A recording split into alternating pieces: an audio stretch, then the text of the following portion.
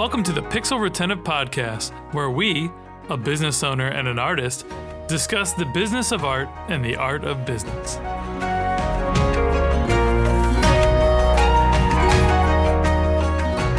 Hey friends, I'm Carl, founder of Epic Made, and I'm the host of the Pixel Retentive Podcast, where we share our thoughts on creativity, art, and business. Past guests include Jared Beasley of Astoria, Sebastian Lopez of Awake Abroad Media, and the co-founders of Mothers of MoGraph, Casey Smith and Janine Davis. I am forever grateful for the supporters of our podcast, and we are always looking for more sponsors. That said, Pixel Retentive is always brought to you by the creative gurus at Epic Made. Epic Made is a team of strategists and artists who excel in visual storytelling.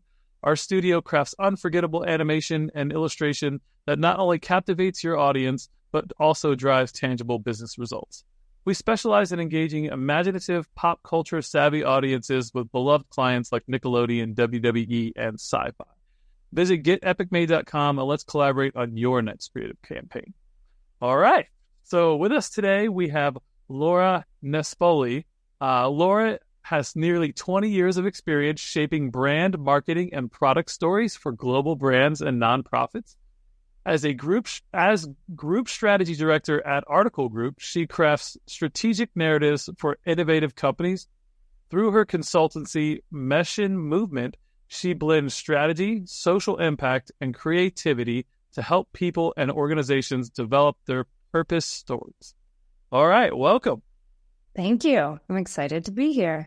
I'm excited to have you. Just the intro paragraph is like, okay, I get this lady right out the gate. Let's do this. Like, I myself am deeply involved in, storytelling with my business, but also, advocacy work and some environmental social good stuff. Especially my wife has a couple companies in that space, and I'm sure we'll get into that a little bit.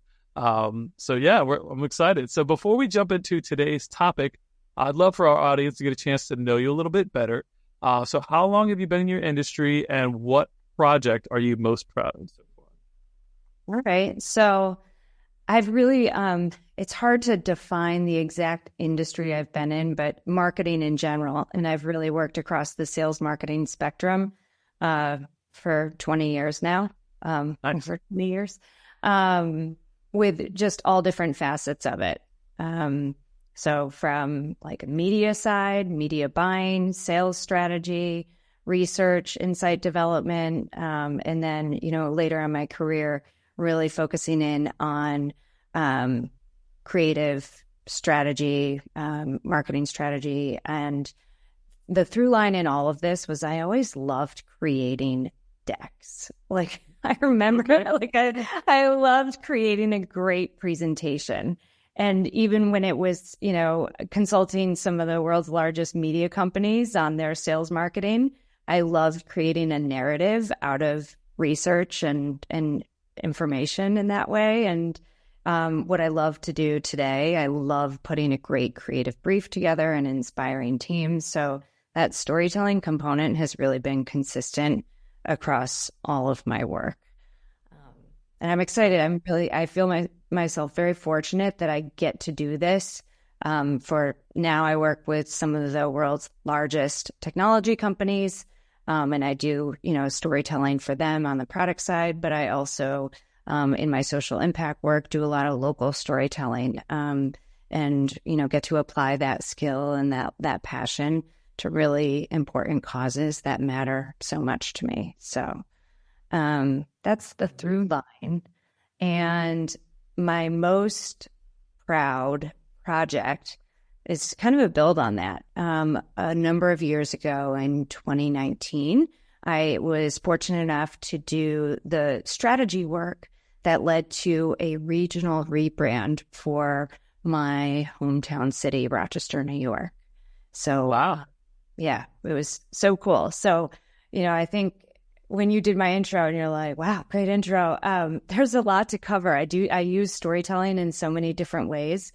And I think it's very cool that, the same principles apply, whether you're talking about a product or whether you're talking about how to connect people to a region and, get people excited about visiting a region or moving to a region or really investing themselves in a business and a community regionally. So the strategy work for this initiative was the initiative was named Greater Rock after the strategy work. But basically, the effort was to unite the 9 counties around Rochester and really bring them together after many, many years of some discord and not really leveraging all that we have here to really set ourselves up for economic success in the future. And so there was a local creative firm that was going to be doing naming and identity development and all of the comms planning and strategy. But we needed a really solid understanding and really strong strategy as a foundation to all the work that they would be doing. So I got to spend about 3 months just feet on the ground having conversations with all of the leading economic bodies within the community, major institutions, universities, down to, just the people, the influencers, artists, creators, the voices within the community.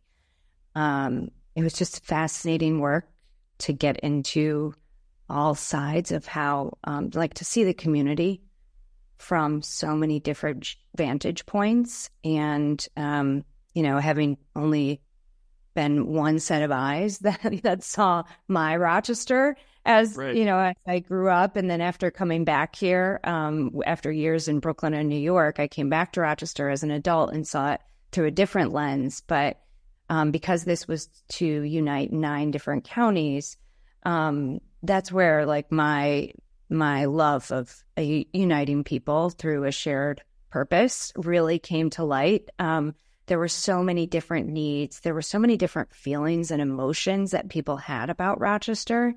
And I realized in the process that we wouldn't be able to just put together a creative brief of something we came up with, that what this community needed was to feel empowered, that every single voice was finally heard, because that hadn't always been the case, and really uncovering a way for us to create a campaign, not just a campaign, but an entire regional brand, an identity, and a way for that identity to be expressed that didn't feel as if there was a single entity deciding what it was going to be. We needed it to be open enough that all of the voices continued to feel welcomed and included and part of the story ongoing. So it led to creating a purpose statement. And this is something I really love doing when I'm working with startups and founders and even solopreneurs. I really think when it comes to helping them tell their brand story, using a belief about the world they operate in, and therefore a purpose why they exist, and then their commitments to uphold that purpose, is a really great way to articulate your brand story in a page. And it just felt like the perfect model for this regional brand, because it really allowed us to express some of the tension that existed in the community with that belief, and set up a purpose. Why are we doing this? Why are we creating a regional brand? Why are we creating an entity to come together? So it was well received. They're still crushing it. They are highlighting stories of Rochesterians from all different sides of the community. And I love seeing the work. Often as a strategist, you do the work and it goes out in the world, and then you don't really get to continue to watch it thrive. Right. But yeah, I continue to feel pride all the time when I look at those stories of Greater Rock and the people who are making our community what it is. So that's my most proud. That's beautiful. That may be the most extensive answer we've ever had to the first question. So congrats. That was really good. I love that, right? Like, human beings build culture and build community around stories, around shared ideas. That's how we relate to each other. There's a lot of creatures on planet Earth that actually communicate, even cross species and stuff. But they, as far as we know so far, they don't tell stories about things that happened in the past or in the future. They're just like, hey, there's some danger there, basically, or here's food or this. It's very simple kind of language as I understand it. But human beings uniquely tell stories, right? And that's the thing. Like, this isn't happening now. This is a thing that happened outside of this or never even happened, but it has a moral to it, right? And we start weaving that all in, and that's what becomes our cultures. That's what binds us around this idea of like being an American or being a Rochesterian. I've never heard this, but it's great. I love it. And it made me think that, so I live in Hampton Roads here, which if you're not in the military or exposed to the military or maybe like the shipbuilding industry, there's like a few things, but like for the most part, like it's a region of 7 cities here that's like has actually a pretty large economic footprint, but they all kind of jockey for number one spot, even though we're all sort of the suburbs of Norfolk. So there's a lot of like struggle that needs brand unification. So maybe we can bring you in to help us out down here. So yeah, give me a call. Yeah. Awesome. So yeah, I mean, so the subject today is storytelling drives positive change. So I really want to dive into that some more. I love what you were talking about there. Just how that like you got all the stories of all the people and started bringing it together and then taking all those and putting them together as chapters in a bigger story, right? Like that's a beautiful thing. So you said you fell in love with that starting out doing decks, delivering information as a story, right? Like in a business context. And that seems to have like evolved into all the aspects of the things that you do, right? Yeah, absolutely. Yeah, it's interesting now even. The company I worked for, Article Group, where I'm a strategy director, they were a client of mine first. And when we first started working together, they said we do product marketing for technology companies, so we're doing strategy work for Google and Salesforce and, some of the world's biggest players. And at first I thought, it's just like I'm coming from all this purpose work and belief work, and it just didn't feel aligned. But the way that Article Group works and our philosophy is all about human-centered empathy.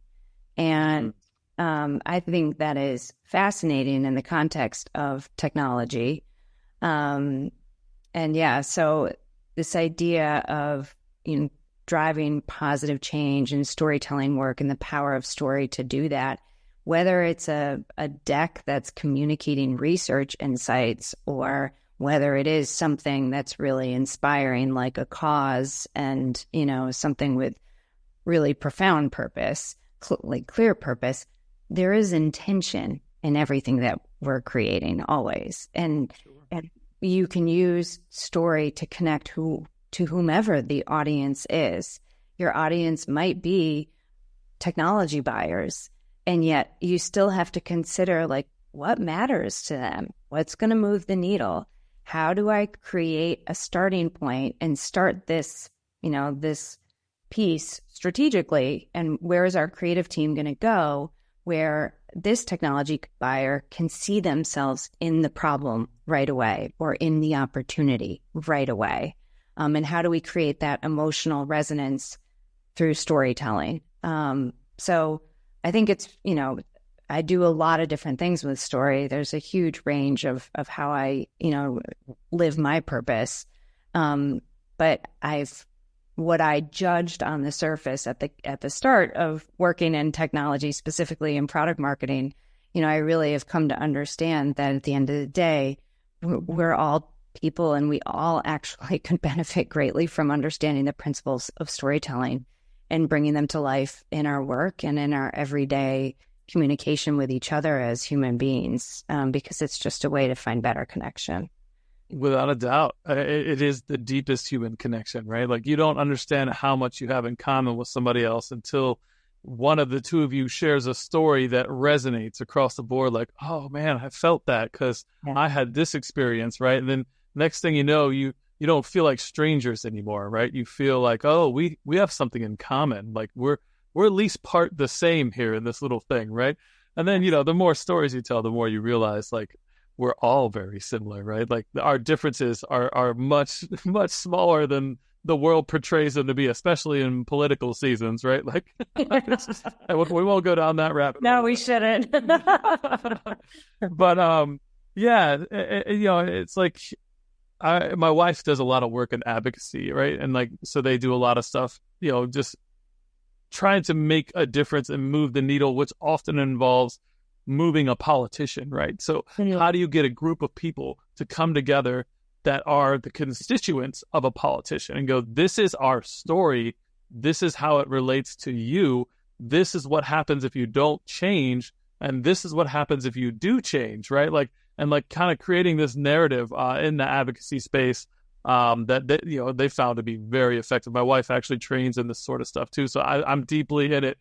So on the entertainment side, we're often leading on this hero story, right? Like, because it just makes a lot of sense in gaming and entertainment. But when we get over to like advocacy and stuff, it's always like the story of self, the story of us, and then the story of now. Like, what do we do to walk people through that? Like, this is me. This is how this relates to you and me, and then this is what we should do to change the world, right? It's like, yeah.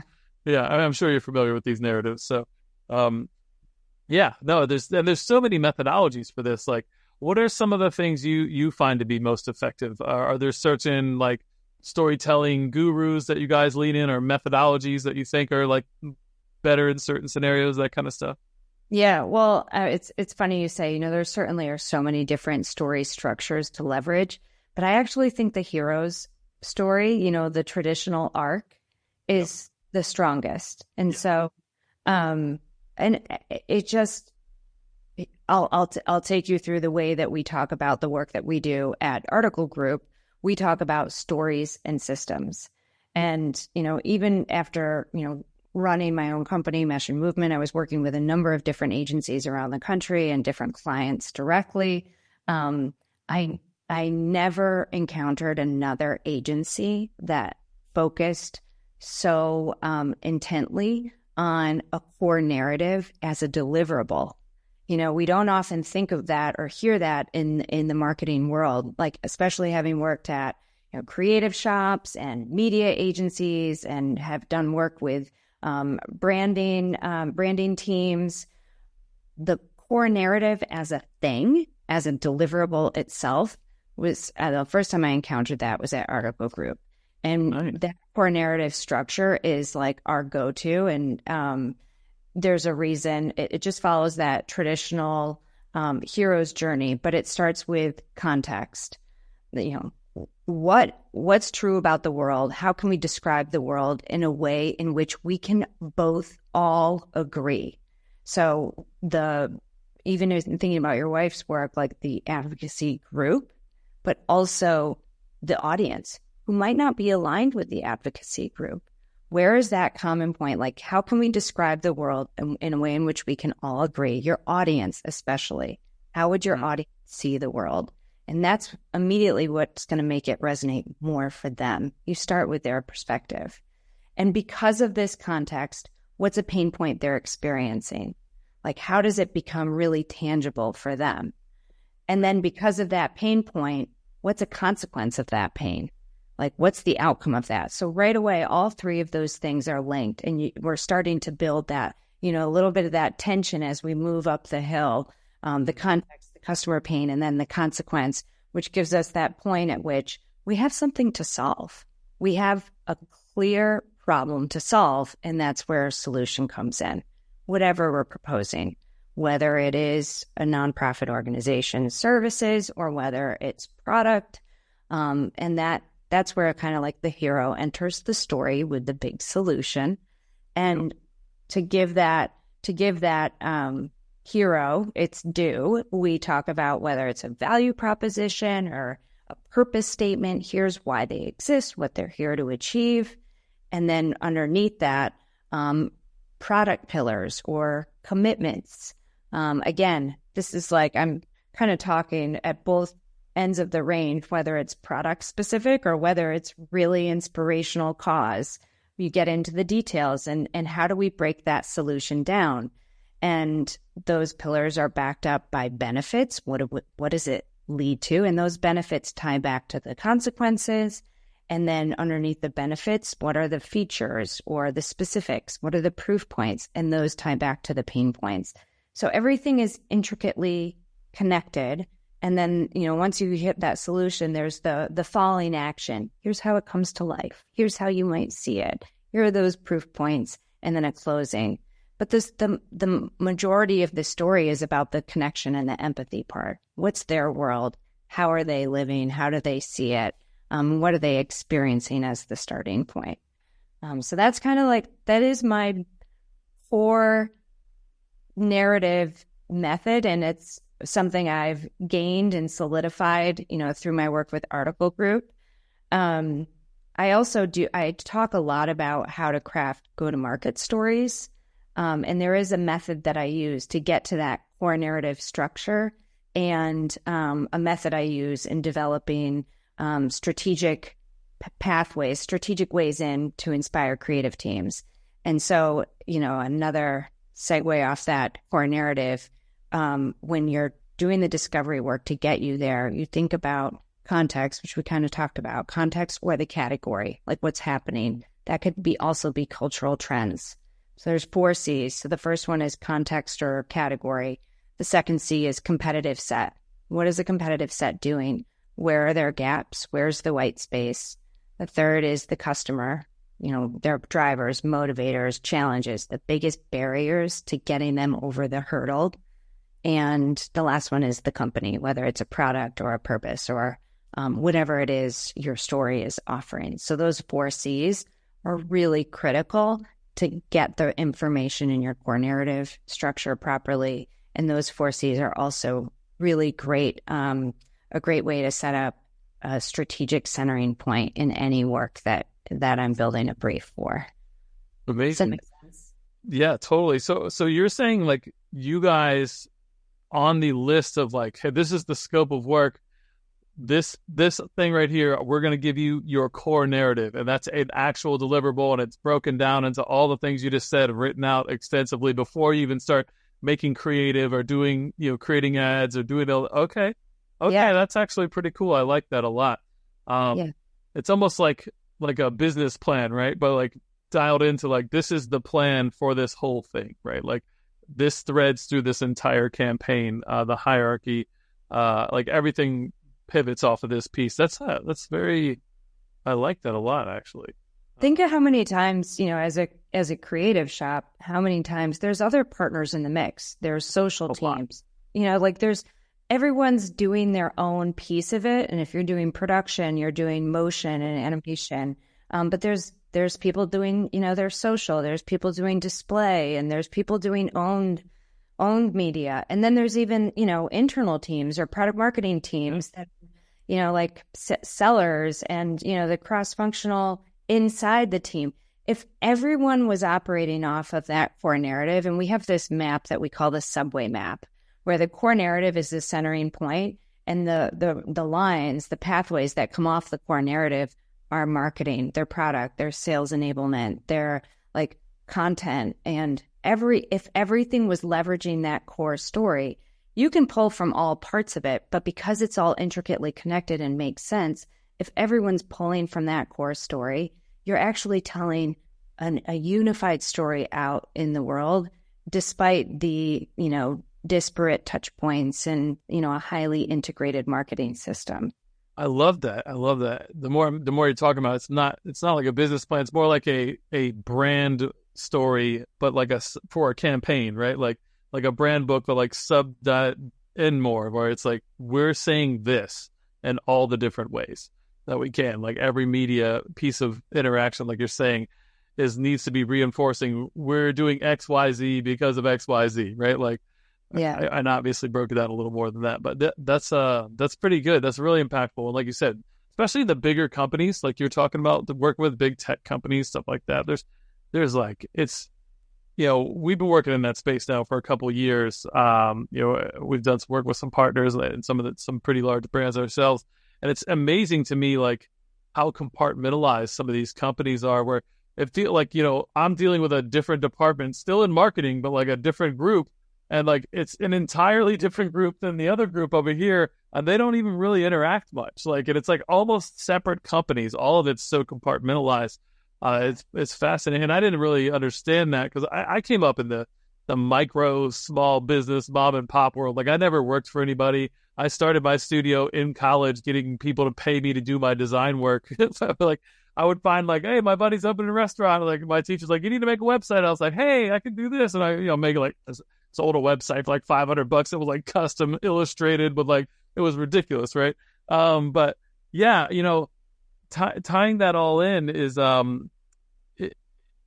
it's an interesting, what am I trying to say here? I lost my train of thought. Damn it.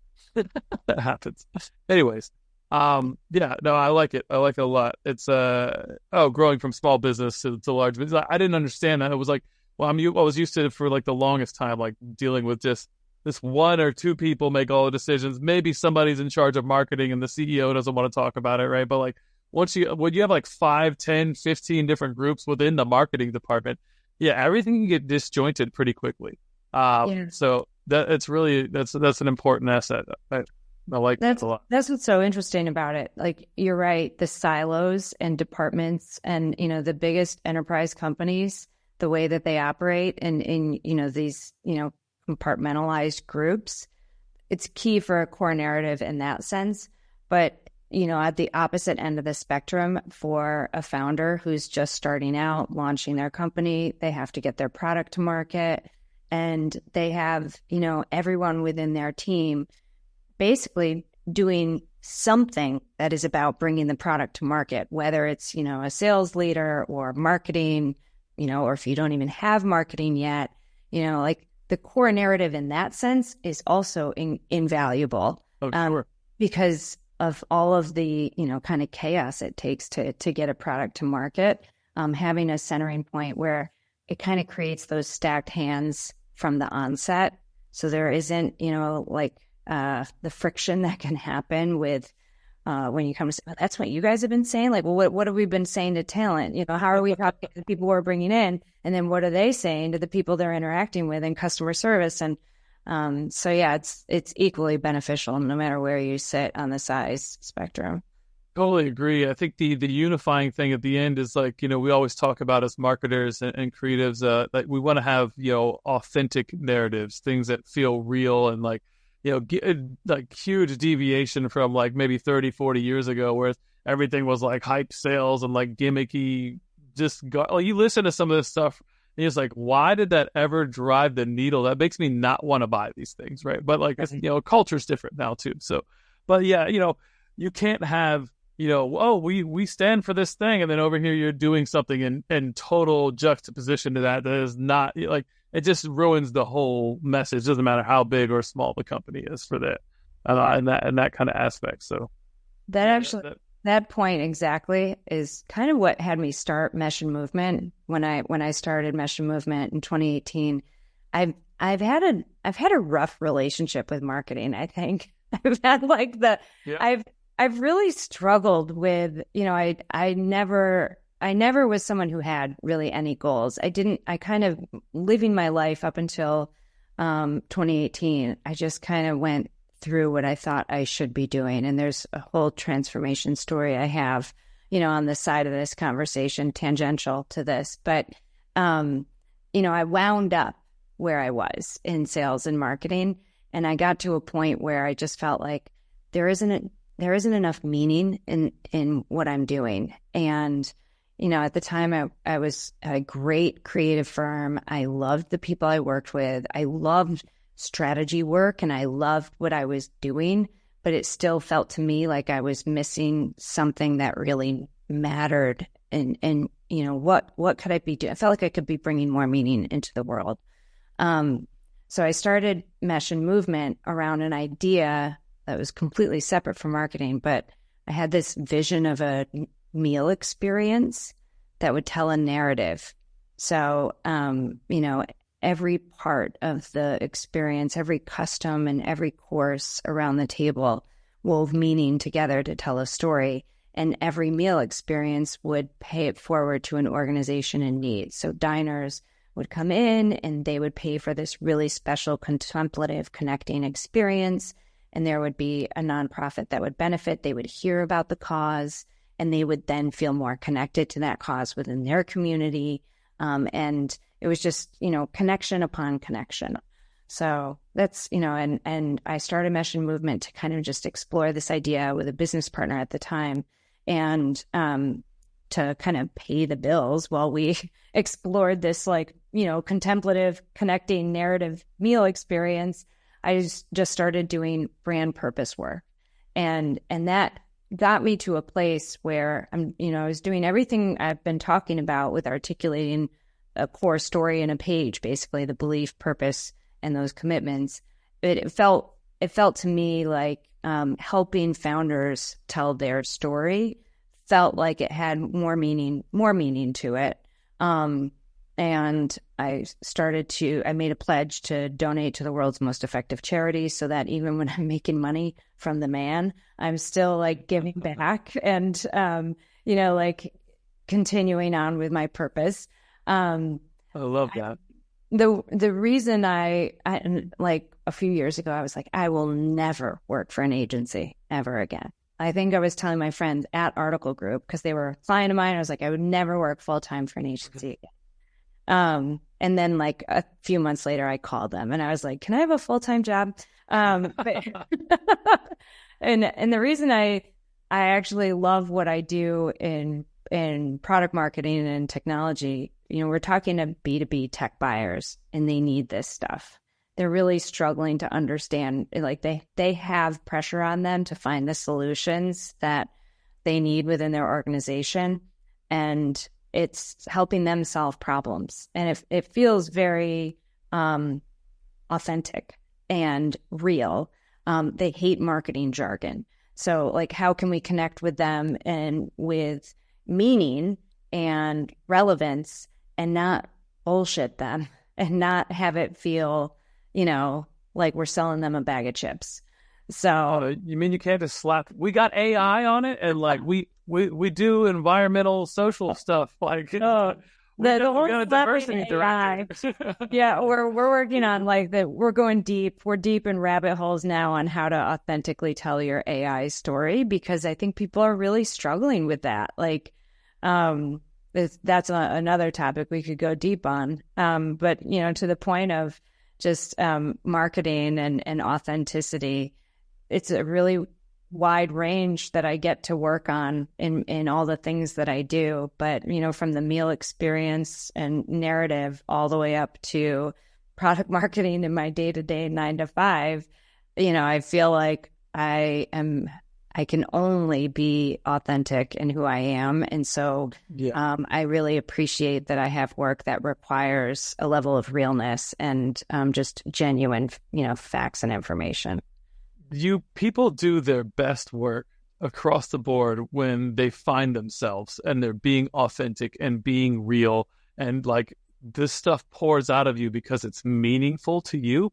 And people can, when you see someone saying that, and it resonates deeper because it feels real. You can't fake that. And you know that as a storyteller, right? And I just said something really beautiful that I really wanted to emphasize for the audience, that you spent a lot of years wandering around, right? In your career. And that's great. Everyone should do that. If you don't know what you're being pulled towards, wander towards anything that makes sense in the moment. Not all who wander are lost. Sometimes wandering is part of the journey. So I think some people need to hear that, especially it's okay to be in your 30s doing good work and not know exactly what you want to do. It's okay to be in your 40s. It doesn't even matter what age it is. If you're out there living authentically, trying to find the thing that lights your fire, you'll find it eventually. Just keep looking. And then once you do, just jump head first into it. See where it goes. It's a beautiful thing. It feels amazing, right? So I love that your journey kind of evolves through the process, and that you felt like you were kind of aimless for a while, but you started to find things. Maybe not aimless isn't the right word, but you hadn't found your home yet, right? But you were in the vicinity. You probably knew that instinctually, but something had started flipping, and then you even had that thing where it's well, I don't want to work for an agency anymore ever again. But it's no, I don't want to work for this kind of agency, but I like this, right? Because the truth is marketing moves the needle. It's a superpower, right? So we can empower assholes and try to make, BP oil spill sound like an environmentalist company, or we can put it to work for the people that are really doing the good work, that are really moving the needle in the right direction, that actually give a shit about their consumer, like that kind of stuff, right? Like, no, I don't know, BP, whatever. They wouldn't like me if they met me anyway, so I don't care. But like, and I'm generalizing. I don't know anybody that works at BP and any of that sort of stuff, but I think you kind of understand what I'm saying here. Like, and that kind of shit made me crazy after that big oil spill and the thing blew up in the Gulf. Like, I mean, a month into it, you're like, man, these guys are like, this is Captain America made a company that sell. Like, it's like, but that's all PR and marketing, right? And that's it, and maybe they were doing really great stuff, but like, in my mind, they're just wiping their own ass. That was nice of them. Like, you know what I mean? Like, they just made a huge, destroyed this, whatever. So, anyways, but. Thanks for highlighting that. It's funny, like that time in my life when it all kind of clicked, when I had the idea for the meal experience, it was actually, these things happen, alongside your own personal development. And so I came to a point in my life where I realized something about myself, and everything changed. And you're right. I couldn't keep going on. It was like almost against my will. I was like doing things I had never done before because I no longer felt comfortable. But now that I had this insight onto who I was and what I wanted, I couldn't do anything but that, to be my authentic self. So at the same time, I came out. I'm bisexual. I challenged my marriage to rise to new and authentic connection. In this span of time, I confronted a lot of childhood traumas. I started to explore my own story. And that actually is what got me. I speak about the power of story, and I use the same principles I use in marketing to talk about how story can be used to propel our own personal development and our personal growth journey. And that's actually the focus of my speaking work is around strength in your story, finding resilience through your story. And you said something that made me think. I had this quote written down, and I often referenced it during this time of starting Meshin, and like lots of like, where am I supposed to go? What am I doing? I just kept telling myself, if you don't know where you're going, any path will get you there. So just like take the next step that feels authentic. Take the next step that feels most right. And you don't have to know where you're going to end up, but if you know who you are and what you want, what feels right, you can take the next step. And sometimes the narrative for that is like, I don't know what way to go, but it's not this way, right? Sometimes it's just reactionary, like, and next thing you know, you're on a path, right? Like, because it's hard to have the introspection, especially when you're younger too, and like the world's still a little rosy, or maybe like, your childhood was crazy hard, and like there's, like you said, dealing with past trauma is huge. Like I've done like, I don't know, hundreds of hours of counseling just to work through my own shit, right? And we all come up through some sort of like dysfunction in somewhere. Like, nothing's perfect, and that's character building. And like some people have like really terrible things, and some people have mildly whatever. But like just processing all of that so that we can all get to a higher operation, like that's more fulfilling, that's deeper, that feels like we're not wasting our time and our life. Like I had a moment, when my dad died when I was like 32. So it's been like almost 8 years. It's a little over 8 years now.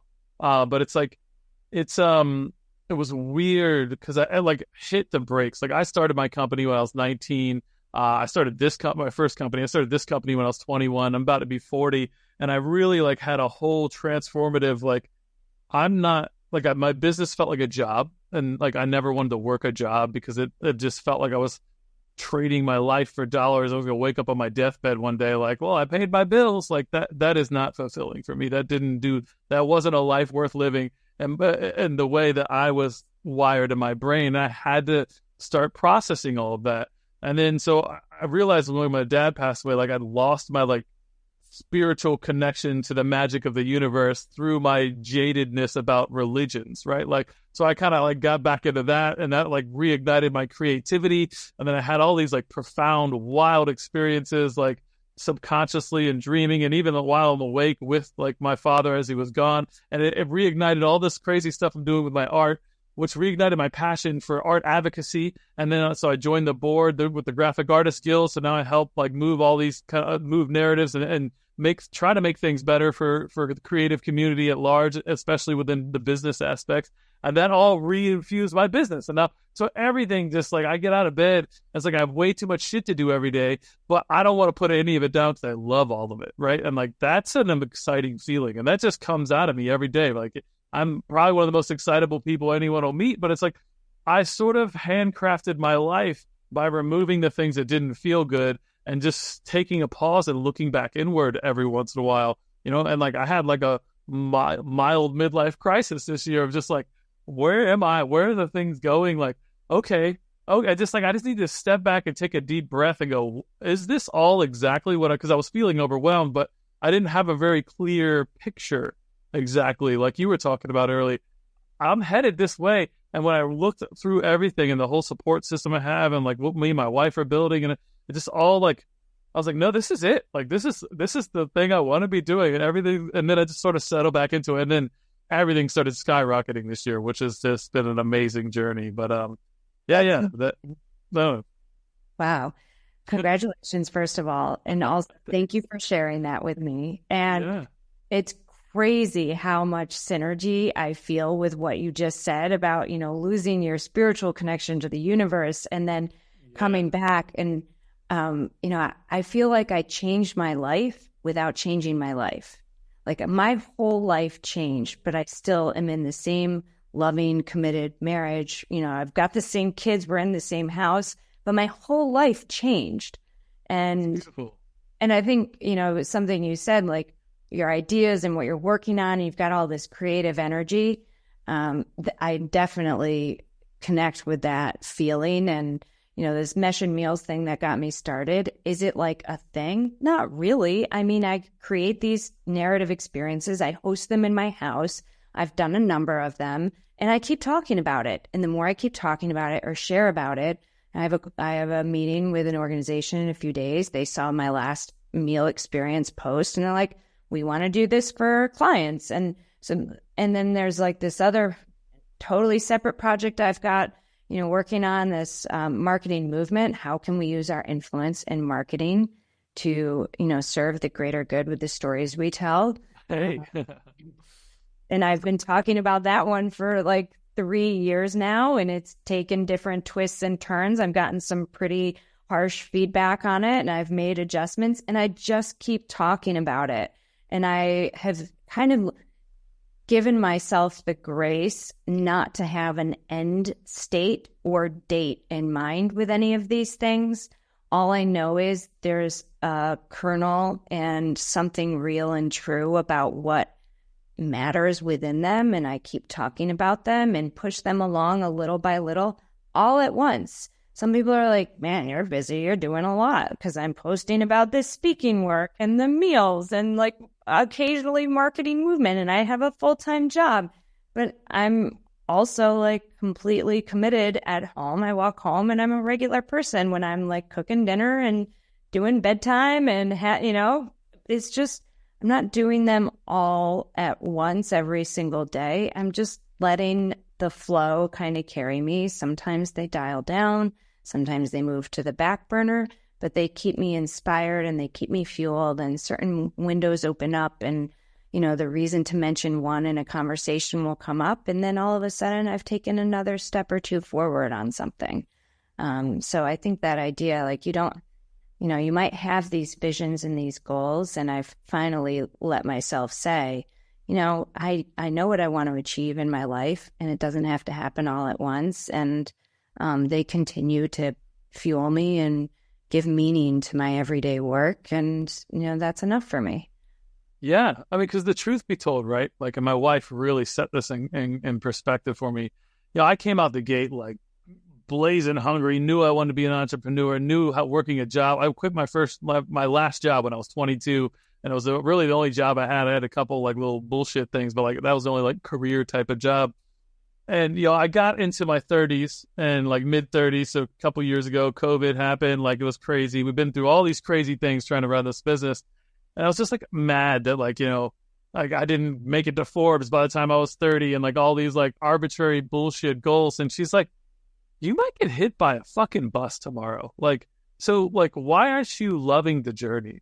Why aren't you like, hey, this is part of what you're supposed to be doing. These are the things you feel compelled to invest your life in. And even if you die tomorrow, you should be happy that like you put your bricks to build this thing, right? Like you sacrificed your time and put yourself into these things, and that's what you'll be remembered by, even if you die tomorrow. So if you fail achieving your goals, but they're the real things that push you forward, fill your cup, then like that's what you should be doing, like I said, my creativity got reignited. Like I went to art school. I started this business. I was the whole company. Right now there's 11 of us, but like it got to the point where it was a job.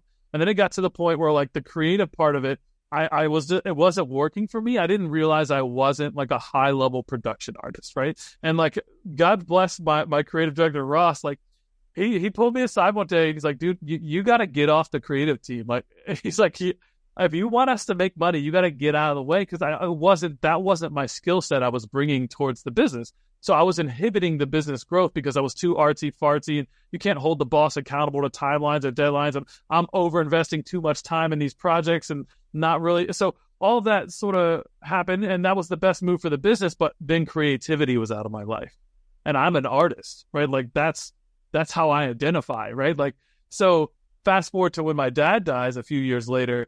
And then like this whole thing reignites. And then I start doing posthumous collaborations with my dad where I take his art and I make it into new art. I make copies and draw on top of it. Then I did one with my son one day. So it was like three Carls and one piece of art. And like, it just, wow. It's hard to even talk about. Like it's emotionally just like I love it. And now I started live streaming once a week on Wednesday nights where I take my dad's old art from like the 70s before he even wanted kids, before I was born, and like make it into new art live, and like this collaboration with my dad and the live audience. And like I get like 50 to 150 people show up. And it's like really mind blowing. And that just fills my cup every week. And I just keep doing that. And I don't make money on it. It has nothing. I mean, I'd like to make money, but it does nothing other than like make me feel good. Right. Like, and that's huge, right? It's just that. I call it for the love of creativity.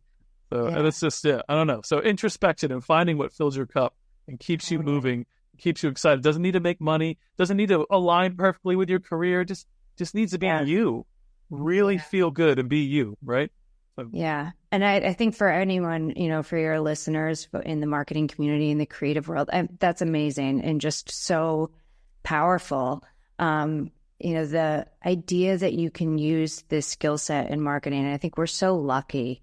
Because if you're in this industry, you have a skill set and you have a knowledge base, but there's so many ways that it can come to life. And so you never actually have to feel like you're at the end of the line or this is it and how I'm going to live my career, because there are just so many different ways to translate your skills. And like you said, to fill your cup as an artist, if you're not getting what you need in your 9 to 5, there's so many ways to use that skill outside of your work.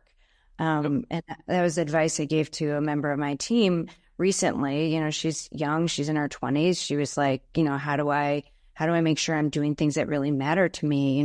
Like where can we do all we can to bring it to life in the work itself. But at the end of the day, the work has to achieve a certain end goal. And so we say like, what organizations could you get involved with? There's so many organizations out there that need your skills, that would love to use, your mind and what you can do for them. And there's just so many different ways to find fulfillment within this general industry and the skills that we have, which is great.